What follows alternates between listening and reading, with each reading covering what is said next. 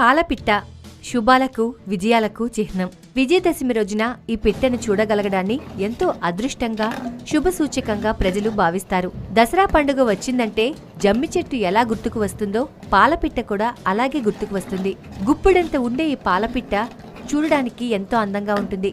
దసరా పండుగ వచ్చిందంటే పాలపిట్టను చూడాల్సిందే, దానికి మొక్కాల్సిందే.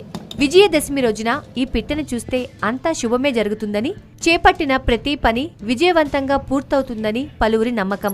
ఇంతకు ఈ పాలపిట్టను దసరా అప్పుడే ఎందుకు చూడాలి అంటారా? దీనికి చాలా సీరియస్ పిట్ట కథ ఉంది.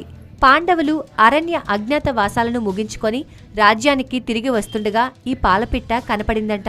అప్పటి నుంచి వారికి విజయాలు సిద్ధించాయని జానపదుల నమ్మకం. అందుకే విజయదశమి రోజున పూర్వం తప్పనిసరిగా మగవాళ్లు అడవికి పోయి పాలపిట్టని చూసిగాని ఇంటికి తిరిగి వచ్చేవారు కాదట. ప్రజల మనస్సులో ఈ పిట్టకు సాంస్కృతికంగా